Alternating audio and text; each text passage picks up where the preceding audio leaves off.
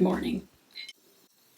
Hi warriors, it's Hannah here, and welcome to another Eat Breakfast with me. This is your opportunity to challenge a fear food breakfast, or any breakfast at all, and eat it with me while I ramble on about random recovery topics. Because you're not alone. Others are going through this. I have been through this, and you can come out the other side. Something that used to scare the hell out of me no longer does. So go and grab yourself your breakfast, lunch, dinner, snack, whatever, and let's catch up. As you can see, I'm starting my day off with these beautiful, beautiful donuts by Dunkin' Donut. I've also got myself a real matcha latte. Honestly, Real is my favourite company, ever. They do really high quality products, and their matcha especially is one of my favourite things. It's got matcha, but there's also adaptogenic mushrooms and other quote-unquote superfoods in there. And I've combined that with oat milk, some ice to make an iced latte, and I'm super excited to dig right in. In terms of the donuts, I've got the rainbow sprinkles, one I don't know if I'll be too keen on, but I love the look of it. And Excellent, which is a stuffed donut and definitely something that would have been off limit in the past. Before we get into those rambles, let's give them a good old taste test. Starting off with the unicorn creation. Not bad, very sweet, pretty much what I would have expected. Excellent.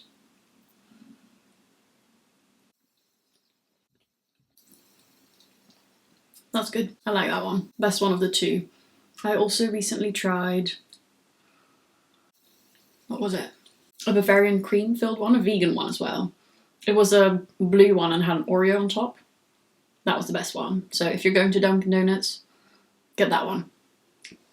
Anyway, even if these two are not the best or my favourites, it's fun to try something new, and I'm allowed to eat things even if they're not quote-unquote perfect. Not everything we eat is going to be perfect, because chasing that perfection means we never try anything out. And life would be pretty boring that way. It's important to signal to your brain that you can eat these things, even if they're not your favourite. Just because you want to get to a point where food doesn't hold that much power anymore. Those decisions aren't all or nothing. They are no longer a moral dilemma, and if your friends want to go to McDonald's but you don't really like McDonald's, you can still join in. You're not isolated, left out, alienated. You're getting your life back, and that's the most important thing.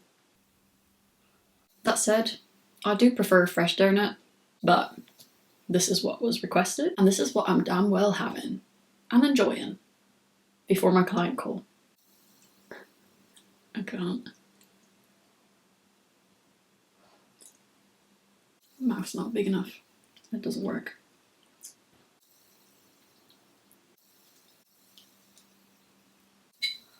So many of my clients struggle with the guilt that comes with eating more and eating different, less safe foods. But in recovery, we have to actually get honest about what our bodies are actually asking for. And guess what? A lot of the time, it is those less safe and those more processed foods, precisely because they've been off limits, and precisely because they do often provide that quicker energy source that our body genuinely needs at this time. And that's not to say we'll want these foods all of the time for the rest of our lives. No, that wouldn't necessarily be healthy, and that wouldn't be what our body is asking for. But right now, after this period of restriction, after our body has felt unsafe, these are the foods that may actually help it get back to health and may help it to feel more safe and like there's no longer a food scarcity. So for breakfast today, I'm going to be making pancakes, but because I have a client call in a couple of hours and it takes a lot of time to set up my camera, record, make the pancakes, eat, I figured I'd start the day with donuts and have the pancakes after my call.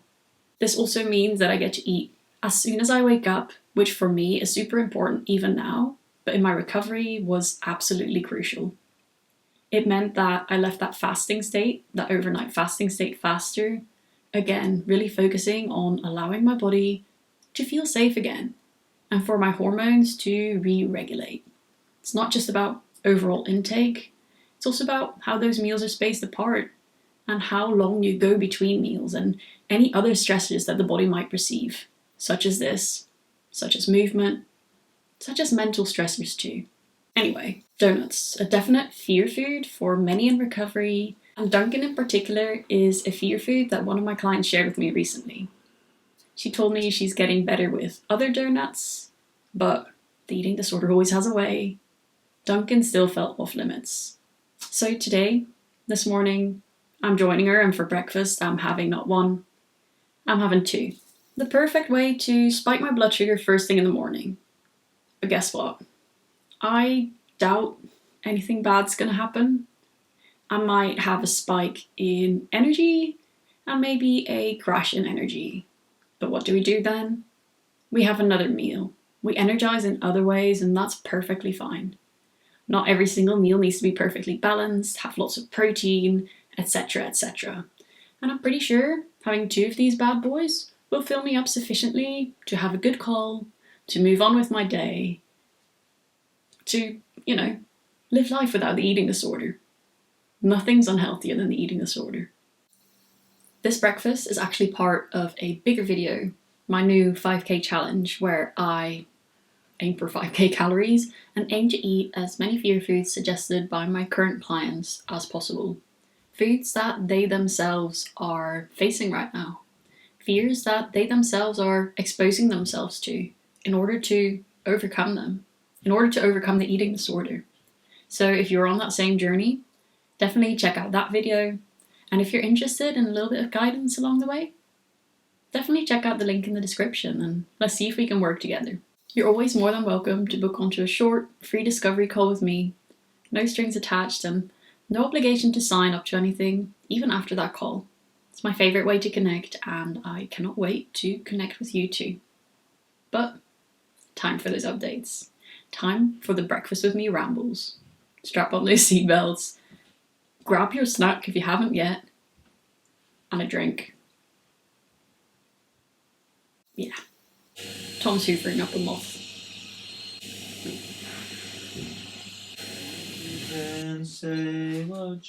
There's a few topics that I want to touch on very briefly soon, namely meal and snack ideas when you have no idea what to go for, how to approach nutrition, especially when you have no appetite whatsoever, bloat, and how you're likely making this worse, and how to rediscover your identity post-eating disorder, as these are topics that have come up recently in the Reset and Recover community, as these have come up with clients, as you have sent in your questions.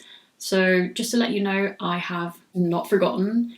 I will be getting to it, but if you want a guaranteed question response, a guaranteed unlimited 24/7 response rate, that's where the Reset and Recover community is at. Feel free to join the community, even at the lowest price point, the lowest tier, because even at that tier, there's a whole bunch of support and a lot of opportunities to get your questions answered and your experiences shared and validated, and it's perfect. Honestly, I love the girls that are in it right now. I'm obviously biased, but you'd make a great fit. Come join us. And as we await the videos on those topics, and as I continue making videos for the Reset and Recover community, comment your additional questions below, or share your favourite mantra, or comment butterfly below, just to let me know that you're here with me having breakfast or snack or lunch or dinner or whatever you're having. I'm glad to have you here, and thanks for supporting this channel. Make sure to let the algorithm know as well with a little thumbs up, a little subscribe, and that way you won't have to miss a single video in future.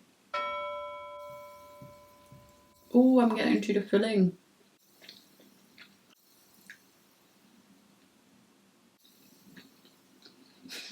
So, how are you?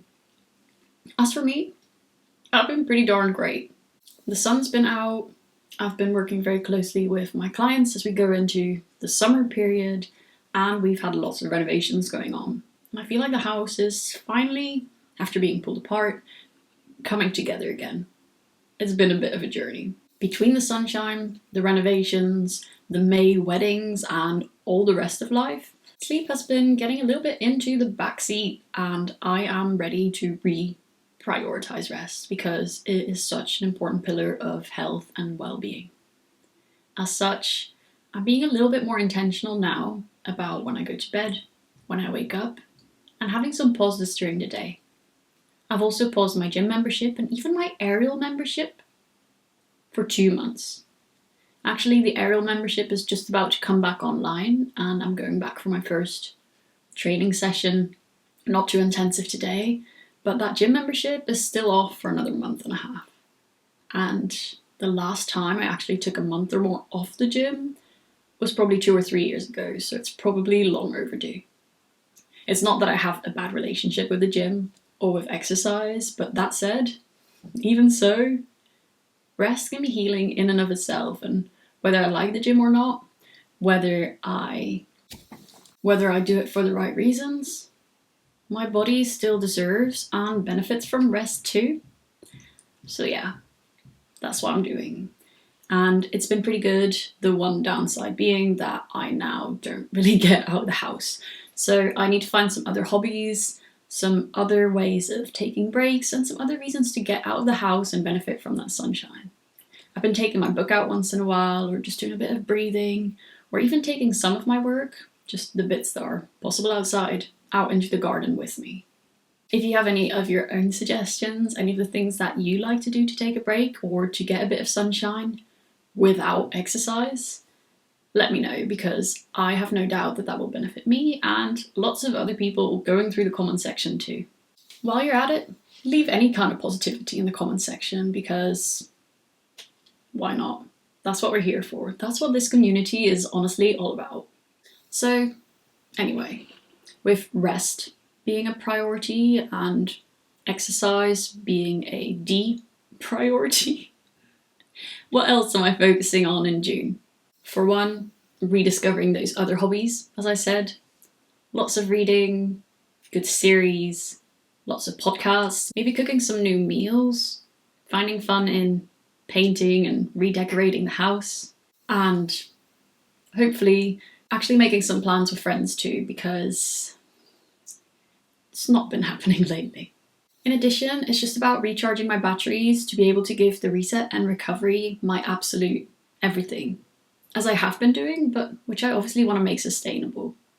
These girls can reach out to me, to each other, any day, any time of day, and I want to make sure that I have the mind space, the energy, the passion, the vibes to be there, and to be there fully for these girls.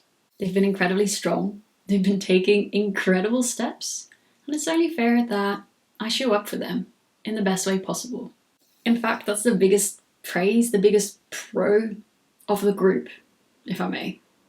The fact that there is that unlimited support, the fact that there is that community, and the fact that people don't feel alone in their struggles. And I keep hearing that on repeat.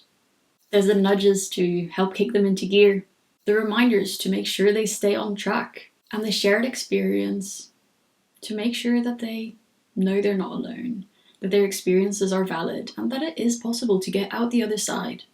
Others have done it before them, and they can do it too, even if in the moment it feels tough. The community, they're growing, mainly metaphorically, but also literally. And while that's happening, I want to keep looking after them and being that role model, looking after myself too. With donuts.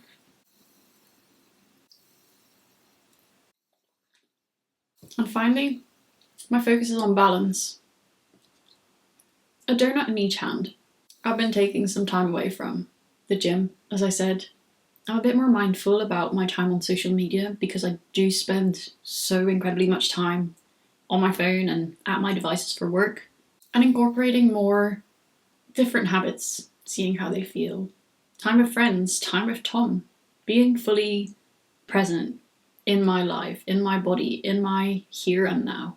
Again, this shifts, but dipping my toe in, trying this out, for me right now is really important and really helpful. These take a long time to chew, sorry. They're so fluffy though. Anyway, this is not just all talk and no show for it. I have actually started planning meetups with friends. I spent a whole weekend with friends. I called a friend yesterday and my mum. So things are happening. It's not just a concept. And if you have goals, write them out, spell them out, and plan them in right now. Make them non-negotiable. Find ways to overcome any barriers, facilitate any facilitators, bolster any facilitators, call on your support network, book a free call with me, do what you need to do.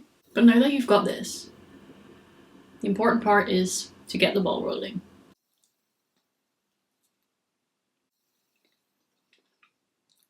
I feel like that's more than enough about me. How about you? What goals have you got? What are you working towards as we go into summer? And how are you managing? How are you holding up? Feel free to leave a comment below and also let me know what you're eating, what you're drinking, and how you are prioritizing your well-being as we head into summer. Oh God. That's actually very sweet.